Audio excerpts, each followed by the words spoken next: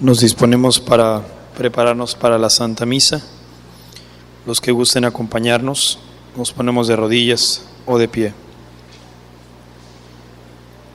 Oración para antes de comulgar, de San Agustín. Oh Jesús, página 11. Oh Jesús, redención, amor y deseo nuestro, yo te invoco y clamo con un clamor grande y de todo corazón. Te suplico que vengas a mi alma, entres en ella y la ajustes, y la unas también contigo, que la poseas sin arruga ni mancha alguna. Pues la morada en que ha de habitar un Señor tan santo como tú, muy justo es que esté limpia. Tú has fabricado este vaso de mi corazón, santifícalo, pues, vacíalo de la maldad que hay en él, llénalo de tu gracia, y consérvalo lleno para que sea templo perpetuo y digno de ti. Dulcísimo, benignísimo, amantísimo, carísimo, potentísimo, deseadísimo, preciosísimo, amabilísimo y hermosísimo Señor. Tú eres más dulce que la miel, más blanco que la nieve, más suave que el maná, más precioso que las perlas y el oro, y más amado de mi alma que todos los tesoros y honras de la tierra. Pero cuando digo esto, Dios mío, esperanza mía, misericordia mía, dulzura mía, ¿qué es lo que digo? Digo, Señor, lo que puedo y no lo que debo. Hoy, oh, si yo pudiese decir lo que dicen y cantan aquellos celestiales coros de ángeles, oh, cuán de buena gana me emplearía todo en tus alabanzas, y cuánta devoción en medio de tus predestinados, cantaría mi alma tus grandezas, ficaría incesantemente tu santo nombre. Como no hallo palabras para glorificarte dignamente, te suplico, no mires tanto a lo que ahora digo, cuanto a lo que deseo decir. Bien sabes tú, Dios mío, a quien todos los corazones están manifiestos, que yo te amo y quiero más que al cielo y a la tierra y a todas las cosas que hay en ella. Yo te amo con grande amor y deseo amarte más. Dame gracias para que siempre te ame cuanto deseo y debo, para que en ti solo me desvele y medite, en ti piense continuamente de día, en ti sueñe de noche, contigo hable mi espíritu y mi alma siempre platique. Ilustra mi corazón con la lumbre de tu santa visitación, para que con tu gracia y tu dirección camine yo de virtud en virtud. Te suplico, Señor, por tus misericordias, que las cuales me libraste de la muerte eterna, que ablandes mi corazón y que me abraces con el fuego de la compunción, de manera que merezca yo ser cada hora tu hostia viva. Amén. Lectura del libro del profeta Ezequiel. En aquellos días, el Espíritu entró en mí, hizo que me pusiera en pie, y oí una voz que me decía: Hijo de hombre, yo te envío a los israelitas, a un pueblo rebelde, que se ha sublevado contra mí. Ellos y sus padres me han traicionado hasta el día de hoy. También sus hijos son testarudos y obstinados. A ellos te envío para que les comuniques mis palabras, y ellos te escuchen o no, porque son una raza rebelde. Sabrán que hay un profeta en medio de ellos. Palabra de Dios.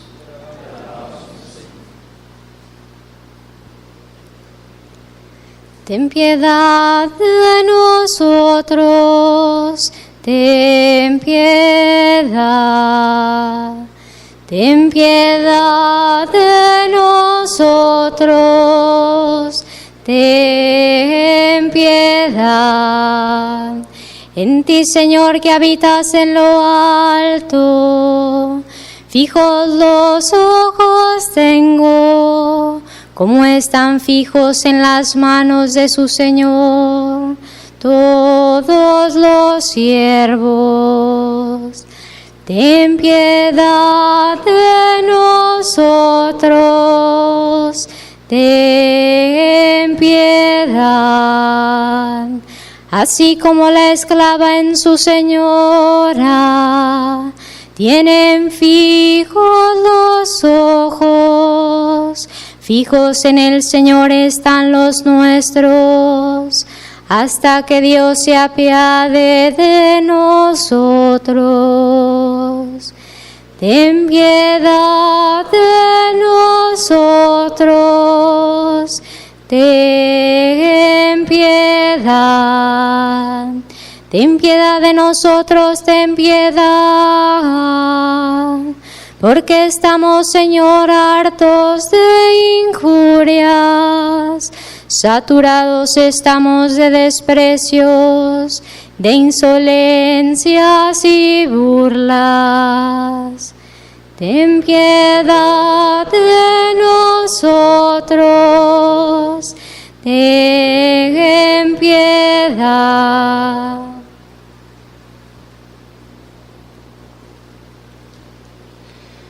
Lectura de la segunda carta del apóstol San Pablo a los Corintios.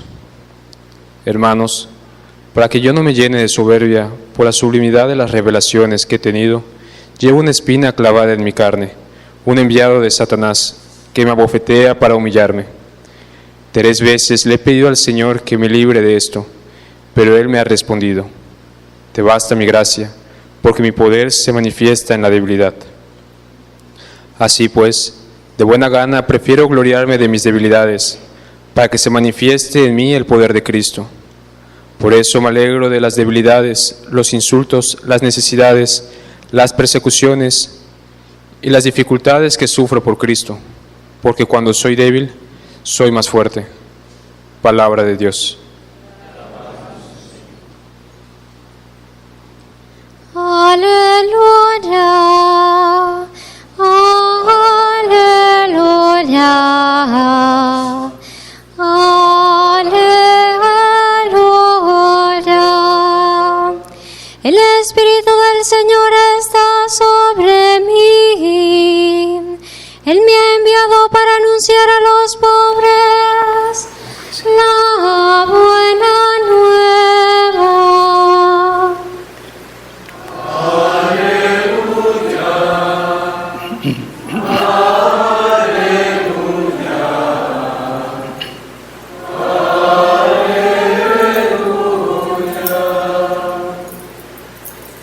El Señor esté con ustedes.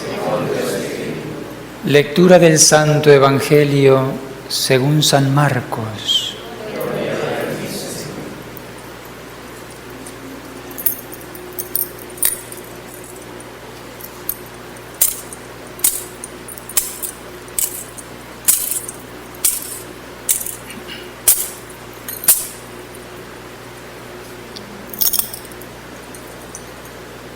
En aquel tiempo, Jesús fue a su tierra en compañía de sus discípulos.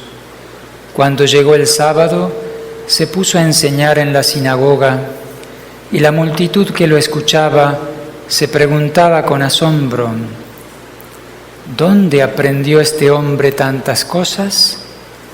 ¿De dónde le viene esa sabiduría y ese poder para hacer milagros?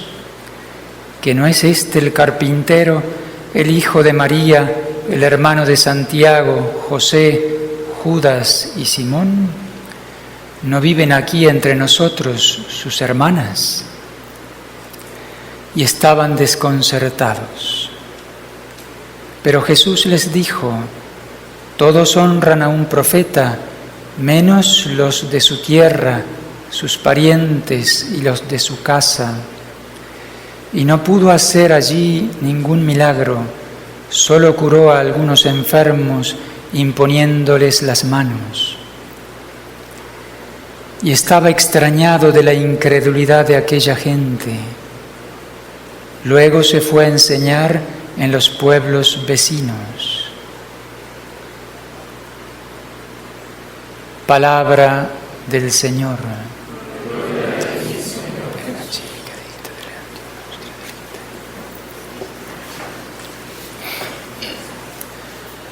En el nombre del Padre, y del Hijo, y del Espíritu Santo. Amén. El Evangelio de este domingo nos presenta un hecho en la vida de Cristo, que parece secundario, pero tiene mucha importancia. En esa ocasión el Señor se dirige a su pueblo, a su tierra, a Nazaret, y se dirige a la sinagoga el sábado y allí predica. Y los paisanos de Jesús, sus compatriotas allí, se admiran, ¿no?, de la sabiduría de Jesús, conociéndolo, sabiendo que no había ido a estudiar con ningún rabino en particular, ¿no? ¿De dónde le viene esta sabiduría? ¿De dónde saca el hacer tantos milagros, tal y cual milagro que habían escuchado, ¿no?, que Jesús realizaba? Y en lugar de glorificar a Dios por eso, ¿no?, de abrirse a Dios, se escandalizan, ¿no? Estaban desconcertados, dice el texto. Otra traducción dice, se escandalizaron de él, ¿no? ¿De dónde este? Si nosotros lo conocemos, es el hijo del carpintero, viven aquí sus parientes. ¿De dónde? ¿Qué se viene a hacer ahora, no? Una cosa así. ¿De dónde saca todo esto? Y se escandalizan, porque ven solo lo exterior de Jesús.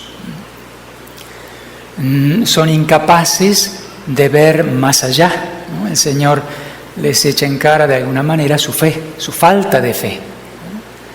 No pudo hacer allí muchos milagros, salvo curar a algunos enfermos, por la falta de fe de ellos. Y el Señor estaba extrañado, se admiraba también de la falta de fe de sus compatriotas. Ningún profeta, dice el Señor, es bien recibido en su tierra, en su patria. Y se aleja de su tierra, va a recorrer otros poblados de la Palestina. En general, el pueblo de Dios, el pueblo de Israel, ese pueblo formado por Dios, amado por Dios, era un pueblo, a lo largo de su historia, un pueblo testarudo y obstinado. Como decía la primera lectura de hoy, el Señor a través del profeta Ezequiel, ¿no?, te envío a este pueblo duro, pueblo rebelde, testarudos, son testarudos y obstinados, a ellos te envío para que les comuniques mis palabras, te escuchen o no te escuchen, porque son una raza rebelde. Sabrán que hay un profeta en medio de ellos. Tanto el profeta Ezequiel como otros profetas tuvieron que sufrir eso que sufrió Jesús, la falta de fe del pueblo en general. Este hecho en la vida de Cristo revela algo muy importante para el cristianismo, que es aquello que dice San Pablo, que lo dice una palabra griega, la kenosis, que es una palabra griega de difícil traducción, pero que significa el abajamiento, el anonadamiento, la humillación. Es como el que se despoja de todas sus dignidades y se hace nada, ¿no? Eso en primer lugar aplicado al mismo Jesucristo. Y eso es difícil de comprender. En el Dios 3 veces santo, en el Dios incomprensible, invisible, en el Dios infinito, se hace nada. Eso es difícil de comprender. En Dios se hace pequeño. Es el anonadamiento, es el abajamiento, el Señor como que se despoja de su dignidad y se hace un hombre mortal, asumiendo todas las cosas del ser humano, menos el pecado, dice San Pablo, y se hace pequeño. Esa kenosis, ese abajamiento, comienza con la encarnación. En Dios se hace hombre. Podemos decir que deja el seno del Padre y se encierra en el seno de María. Se hace pequeñísimo, se hace nada. Eso es un salto infinito, un salto mortal, podemos decir, desde el todo, desde lo infinito, a hacerse pequeñito, hacerse hombre. Y ese abajamiento del Señor se prolonga durante toda su vida terrena. Lleva una vida oculta, como cualquier hombre, como decían los paisanos de Jesús. Es el hijo del carpintero. Ni siquiera tiene estudios. Y es el Dios, es la sabiduría de Dios encarnada. Luego, cuando comienza su vida pública, se pone allí en la fila de los pecadores, se hace pasar por pecador, asume el pecado y se dirige al Jordán para ser bautizado por Juan el Bautista. Se sumerge en el Jordán para lavar sus pecados, que no son de él, sino para lavar nuestros pecados. Allí sigue el proceso de abajamiento, se sumerge en las aguas para lavarnos a nosotros del pecado.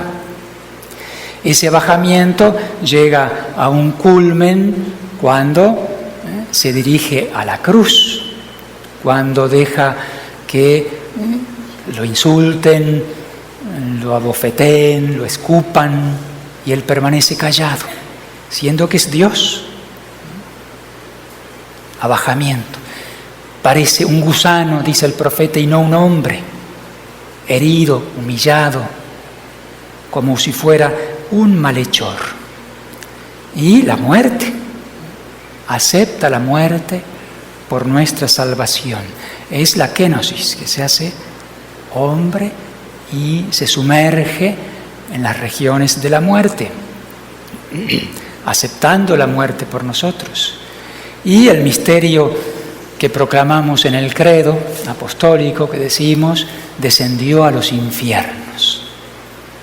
Cristo muere en la cruz, misterio poco conocido, pero la verdad es que el Señor en su alma, su cuerpo fue depositado en el sepulcro, pero su alma descendió a los infiernos, dice el credo, aquella región tenebrosa, a rescatar a los justos del Antiguo Testamento y a predicarles a aquellos hombres que en algún tiempo fueron rebeldes, dice San Pedro, texto de difícil comprensión.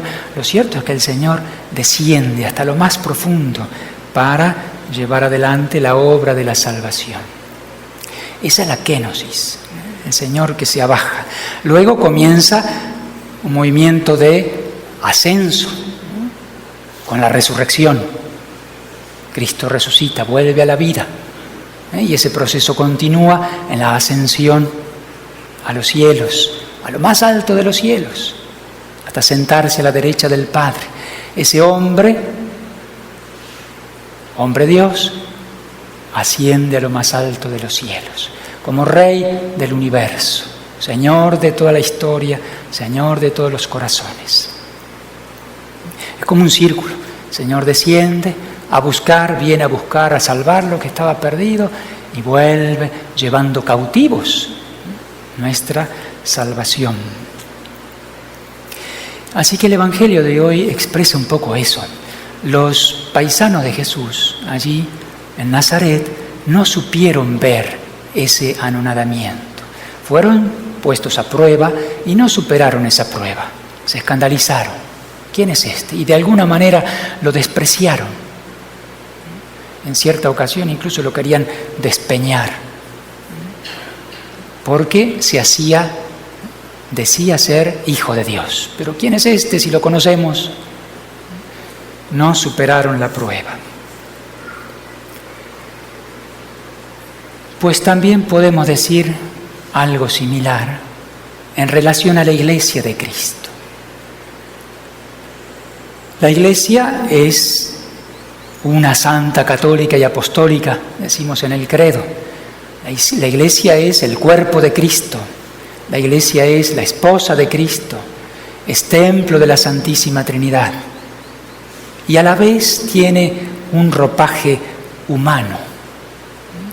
Lo que ven nuestros ojos son la parte humana de la Iglesia. Lo que no vemos es lo más importante de la Iglesia. Algo similar a lo que pasaba con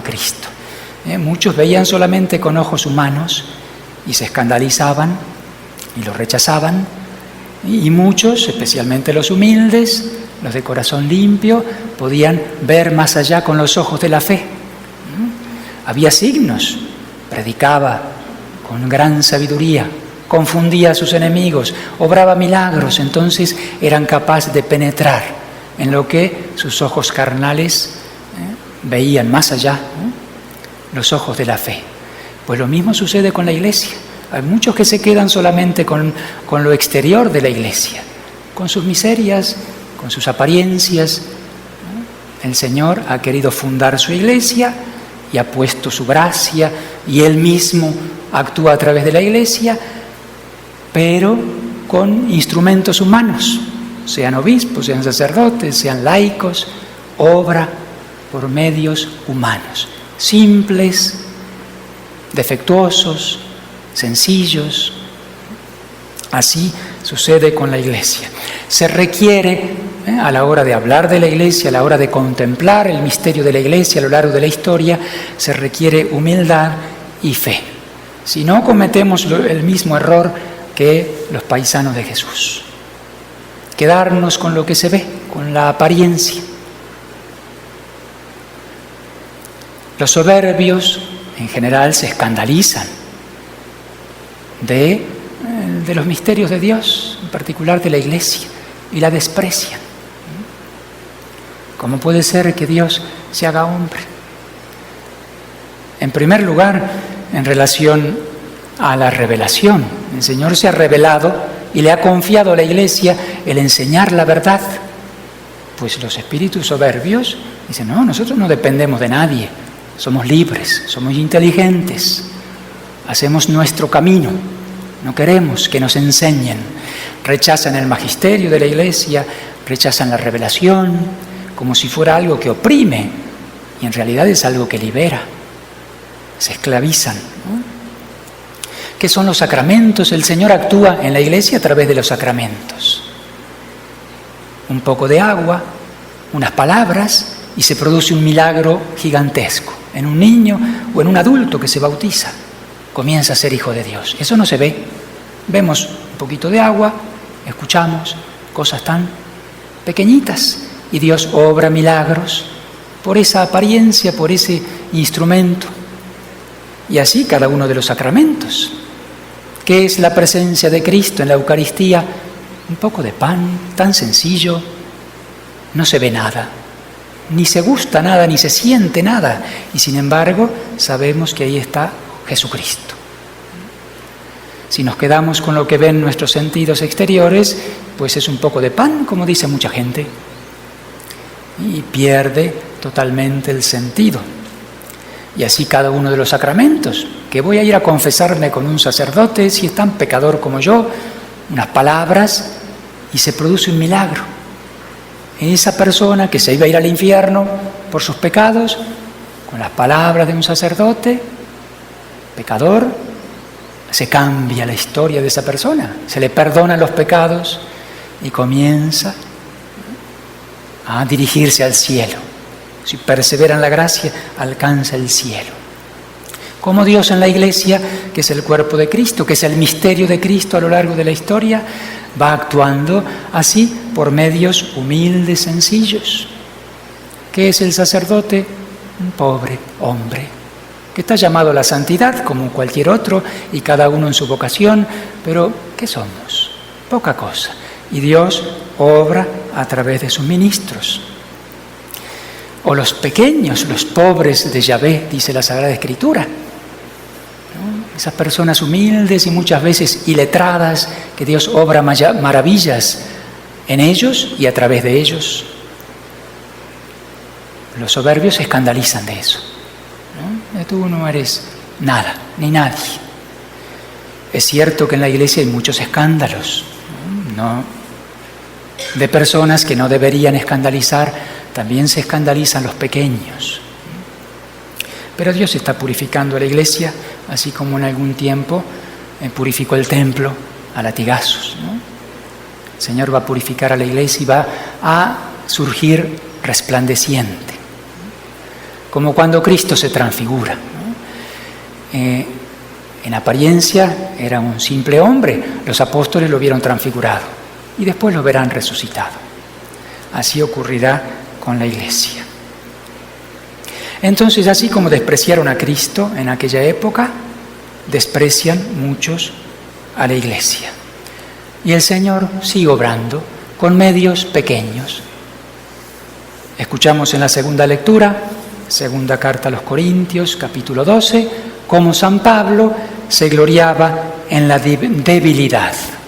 El Señor permitió en el gran San Pablo, que tenía visiones, revelaciones, fue arrebatado hasta el cielo, un gran apóstol que convirtió infinidad de almas. Sin embargo, el Señor permitió que tuviera una espina clavada en su corazón, que lo hacía sufrir mucho. Quítame esto, Señor, que no lo puedo soportar. Te basta mi gracia, porque mi poder se manifiesta en la debilidad. A Dios le agrada obrar en lo pequeño, para que quede en evidencia que la obra es de Dios y no una obra humana. Y San Pablo entonces dice, me alegro en la debilidad. Cuando soy más débil es cuando soy más fuerte. Como cuando David derrotó a Goliat. Pequeño muchachito venció al gigante Goliat, como leíamos hoy en el oficio de lectura. Pues Cristo viene en cada Santa Misa y hoy de manera particular en la Sagrada Comunión, con esa debilidad del pan, con esa sencillez, pues tenemos que tener ojos de fe para no caer en aquel error de los paisanos de Jesús. También nosotros somos probados, así como fueron probados aquellos habitantes de Nazaret. Tenemos que superar la prueba con la gracia de Dios, acrecentar nuestra fe, pedirle al Señor, aumenta nuestra fe. Oración a la Santísima Virgen. En el nombre del Padre, y del Hijo, y del Espíritu Santo. Amén. Oh María, Virgen y Madre Santísima, he recibido a tu Hijo amadísimo, que concebiste sin tus inmaculadas entrañas, criándolo y alimentándolo con tu pecho, y lo abrazaste amorosamente entre tus brazos, al mismo que te alegraba contemplar y te llenaba de gozo. Con amor te lo presento y te lo ofrezco, para que lo abraces, lo ames con tu inmaculado corazón y lo ofrezcas a la Santísima Trinidad en el culto supremo de adoración. Por tu honor y por tu gloria, y por mis necesidades y por las de todo el mundo, te ruego, piadosísima Madre, que me alcances el perdón de mis pecados y gracia abundante para servirte desde ahora con mayor fidelidad, y por último, la gracia de la perseverancia final, para que pueda alabarle contigo por los siglos de los siglos. Amén. Oración por los sacerdotes en la página 7. Oh Jesús, sumo y eterno sacerdote, elevamos esta oración por todos los sacerdotes, especialmente por aquellos que se encuentran en alguna necesidad espiritual o física. Míralos con ojos de misericordia y compasión. No los dejes, no los abandones, no permitas que el demonio, el mundo y la carne los alejen de ti. Que por el abandono y soledad que sufriste el huerto de Getsemaní, sus almas no se pierdan. Infunde en ellos un amor inmenso, para que celebren la Santa Misa con reverencia y piedad. Infunde en ellos un inmenso amor por la Santa Madre Iglesia, a la Santísima Virgen María, a las almas que te conviertan en prisioneros del confesionario. A nosotros, concédenos la gracia de amarlos, respetarlos, cuidarlos y siempre orar por ellos. Que de nuestra boca no salgan palabras que los juzguen, los ofendan. Cuando nos dirijamos a un sacerdote, que solo te veamos a ti, sumo y eterno sacerdote. Amén. Adiós al altar en la página 6. Queda en paz, altar santo del Señor.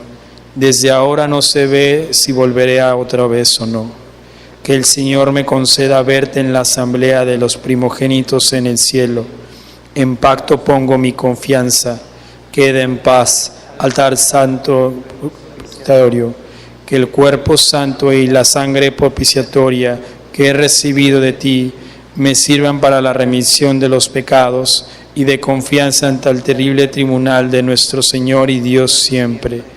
Queda en paz, altar santo, mesa de vida, y suplica por mí a nuestro Señor Jesucristo, para que no cese de ti mi memoria, desde ahora y por los siglos de los siglos. Amén. Inmaculado Corazón de María, en el nombre del Padre, y del Hijo, y del Espíritu Santo. Amén.